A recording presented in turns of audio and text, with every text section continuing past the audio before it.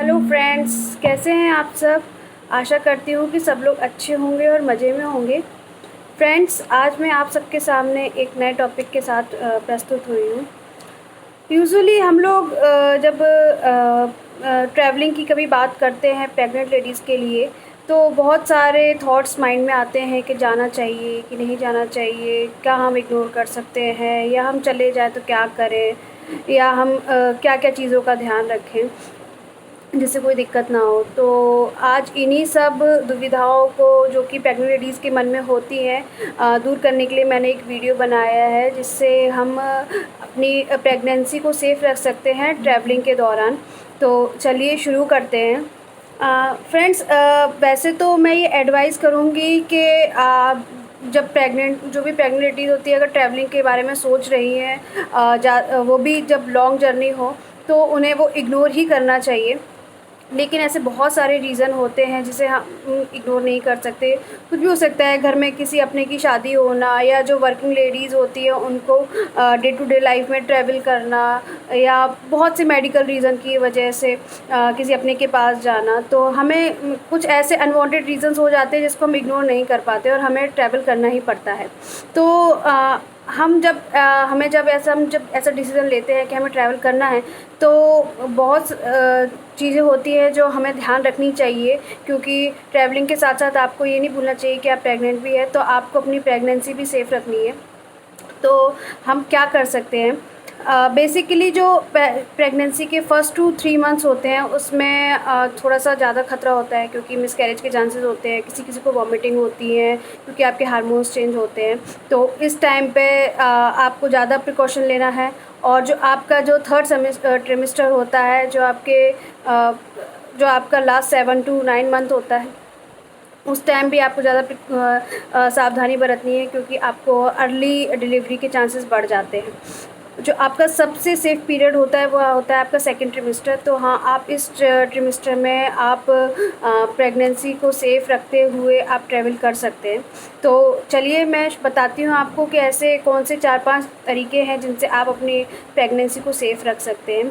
तो सबसे पहले, जब भी आप कभी भी ट्रैवलिंग के बारे में सोचें, या आपको जब भी पता हो कि आपको ट्रैवल करना है, डेली ट्रैवल करना है, या आप ट्रैवल करने के लिए जा रहे हो, सबसे पहले अपने डॉक्टर से कंसल्ट करें, क्योंकि एक डॉक्टर ही होता है जिसको आपकी सारी मेडिकल हिस्ट्री पता होती है, जो आपको एडवाइस कर सकता है कि आपका जाना आपके और आपके बेबी के लिए सही होगा या नहीं होगा। तो हमेशा अपने डॉक्टर से एक बार एडवाइस ज़रूर लें।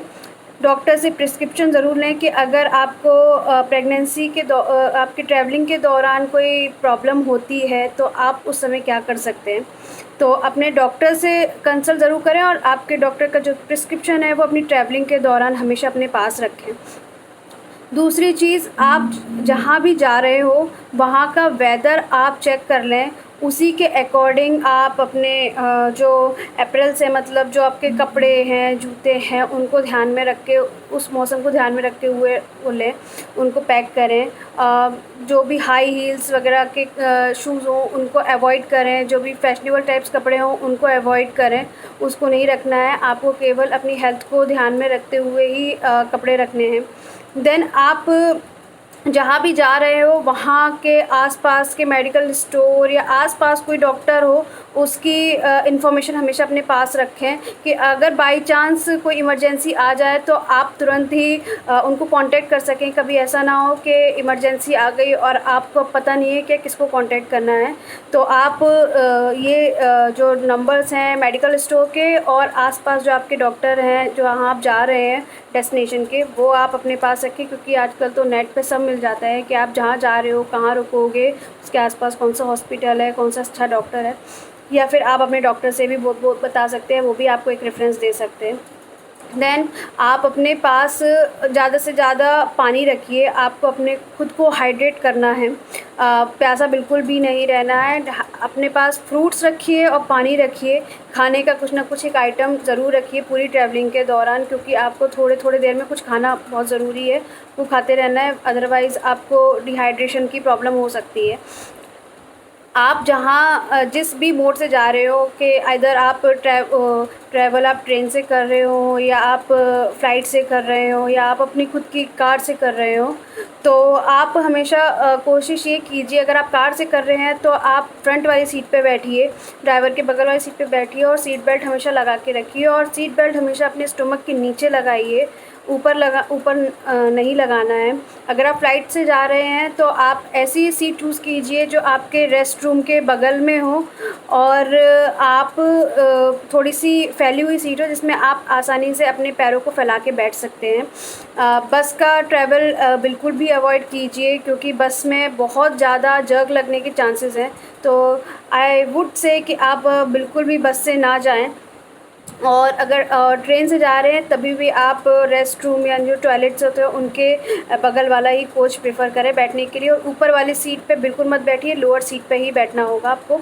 तो इसके बाद अगर आप को यानी कभी ऐसा हो जाता है कि ट्रैवलिंग में कोई प्रॉब्लम आ गई, कुछ भी हो सकता है, जैसे आपको लग रहा है कि अरे क्या हो गया, अब कैसे होगा, अब हम इससे कैसे बाहर आएँ, तो आप सबसे पहले अगर आपको ऐसा कुछ टेंशन या प्रेशर लग रहा है, एक लंबी सी सांस लीजिए, जिससे आपको ब्रीथिंग प्रॉब्लम नहीं हो, क्योंकि ब्रीथिंग प्रॉब्लम अगर हो गई तो आपका बीपी लो हो सकता है और हार्ट बीट में भी चेंजेस आ सकते हैं, जो कि बिल्कुल अच्छा नहीं है।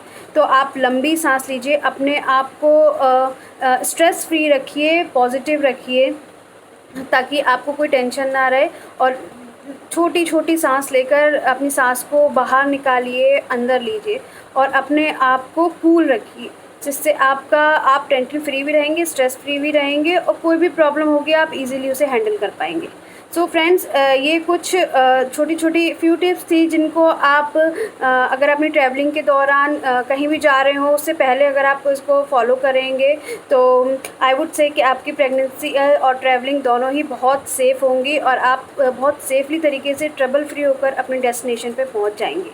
तो अगर आपको मेरा ये वीडियो अच्छा लगे तो प्लीज़ कमेंट कीजिए, लाइक कीजिए, और मेरे चैनल को सब्सक्राइब कीजिए। बाय।